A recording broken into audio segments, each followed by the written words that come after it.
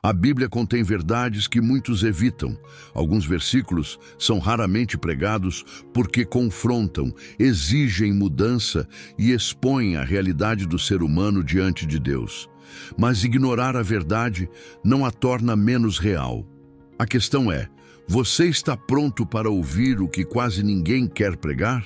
Jesus nos alertou que nem todos estariam dispostos a seguir o verdadeiro caminho. Em Mateus 7, 13 a 14, ele disse: Entrai pela porta estreita, porque larga é a porta e espaçoso o caminho que leva à perdição, e muitos são os que entram por ela. E porque estreita é a porta e apertado o caminho que leva à vida, e poucos há que a encontrem. Esse versículo revela uma verdade dura. A salvação não é para aqueles que buscam facilidades. Jesus está dizendo que o verdadeiro caminho para Deus não é popular. O caminho largo é aquele que permite que cada um viva do jeito que quiser, sem restrições, sem arrependimento, sem compromisso. Mas Jesus nos alerta: esse caminho leva à perdição.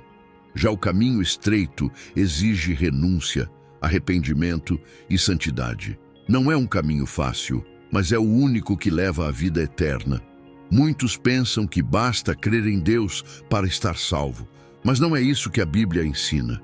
O verdadeiro cristianismo exige transformação. E é por isso que Jesus disse em Lucas 14, 26 a 27, Se alguém vier a mim e não aborrecer a seu pai, e mãe, e mulher, e filhos, e irmãos e irmãs, e ainda também a sua própria vida, não pode ser meu discípulo. E qualquer que não levar a sua cruz e não vier após mim, não pode ser meu discípulo. Essas palavras são radicais. Jesus não estava dizendo para odiarmos nossos familiares, mas sim que o amor por Deus deve ser maior do que qualquer outra relação. Se tivermos que escolher entre seguir a Cristo e agradar nossa família, a escolha deve ser Cristo. Seguir a Cristo não é uma decisão superficial, mas um compromisso absoluto. Se Jesus não é a prioridade máxima em sua vida, então você ainda não entendeu o que significa ser um discípulo dele. O chamado para seguir Jesus é um chamado para morrer para si mesmo. Em Mateus 16, 24 a 25, ele diz: Se alguém quiser vir após mim, renuncie-se a si mesmo, tome sobre si a sua cruz e siga-me, porque aquele que quiser salvar a sua vida, perdê-la-á, e quem perder a sua vida por amor de mim, achá-la-á. Isso significa que não há meio termo. Ou você está disposto a abrir mão da sua própria vontade para seguir a de Deus, ou você nunca será um verdadeiro seguidor de Cristo. Mas poucas pessoas querem ouvir isso. Elas querem um evangelho que não exija mudança, que permita que continuem vivendo como querem. E é por isso que muitos ignoram Hebreus 12, 14. Segui a paz com todos e a santificação, sem a qual ninguém verá o Senhor. Esse versículo é direto. Sem santidade, ninguém verá Deus. A santificação não é uma opção, mas uma necessidade. Muitos dizem que basta crer para ser salvo, mas a Bíblia ensina que a fé verdadeira produz transformação. Não há como andar com Deus e continuar no pecado. A graça de Deus nos perdoa, mas também nos chama para uma vida de pureza.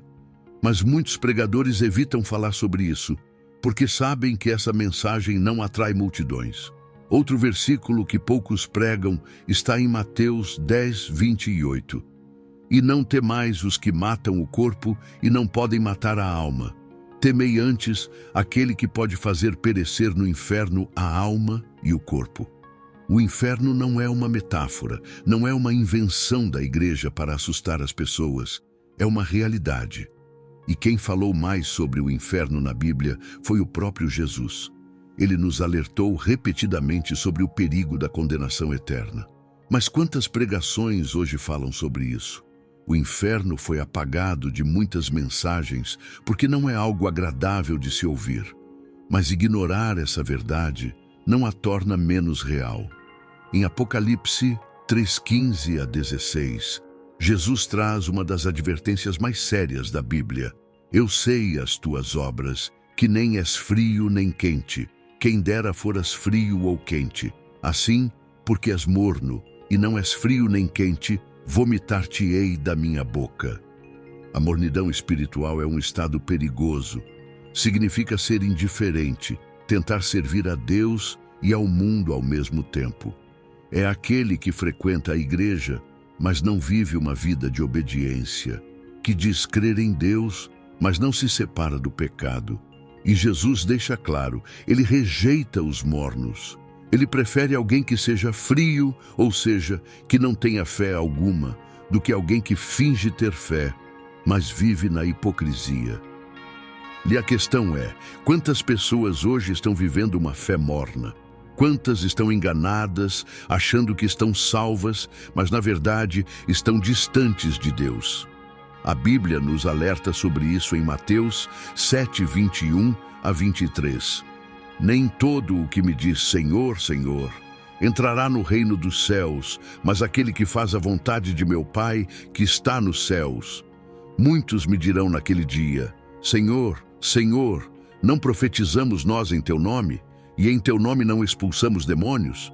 E em teu nome não fizemos muitas maravilhas? E então lhes direi abertamente, nunca vos conheci, apartai-vos de mim, vós que praticais a iniquidade. Esse é um dos versículos mais assustadores da Bíblia. Jesus está dizendo que haverá pessoas que pensam que são salvas, que fizeram coisas em nome de Deus, mas que no final serão rejeitadas. Por quê? Porque nunca viveram de acordo com a vontade de Deus, nunca se arrependeram verdadeiramente, nunca foram transformadas. Então agora a pergunta mais importante, você realmente conhece a Deus? Ou você apenas pensa que conhece? Você vive uma fé autêntica ou uma fé morna? Deus está chamando um povo que não se conforma com este mundo, que não busca apenas mensagens agradáveis, mas que tem sede da verdade. A Bíblia nos diz, em 2 Timóteo 4, 3 a 4, porque virá o tempo em que não suportarão a sã doutrina, mas tendo comichão nos ouvidos, amontoarão para si doutores conforme as suas próprias concupiscências, e desviarão os ouvidos da verdade, voltando às fábulas. Esse tempo já chegou. Muitas igrejas estão cheias, mas quantas pregam a verdade? Quantas ensinam um evangelho diluído, sem cruz, sem arrependimento, sem santidade? O mundo está cheio de falsos mestres que pregam o que as pessoas querem ouvir e não o que elas precisam ouvir. Diante disso, qual deve ser nossa atitude? Devemos buscar a verdade completa da palavra de Deus, mesmo que ela nos confronte. Como disse o salmista em Salmos 119, 160. A soma da tua palavra é a verdade, e cada uma das tuas justas ordenanças dura para sempre. Não podemos escolher apenas partes da Bíblia que nos agradam e ignorar o resto. Se essa mensagem tocou o seu coração, compartilhe com outras pessoas. Não podemos mais ficar calados diante de um evangelho superficial. Precisamos voltar à verdadeira pregação da cruz. E antes de terminar, quero te fazer um convite. Se você ainda não é inscrito no canal, inscreva-se agora, ative as notificações e deixe seu like. Isso nos ajuda a alcançar mais pessoas com a palavra de Deus.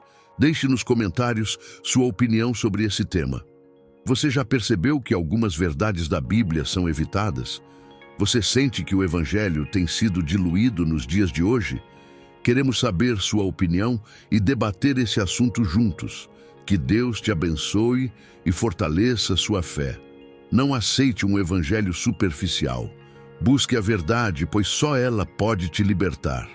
Se essa mensagem tocou seu coração, inscreva-se no canal, ative as notificações e deixe seu like. Isso nos ajuda a alcançar mais pessoas com a palavra de Deus. Compartilhe esse vídeo e deixe seu comentário. Você já percebeu que algumas verdades da Bíblia são evitadas? Queremos saber sua opinião.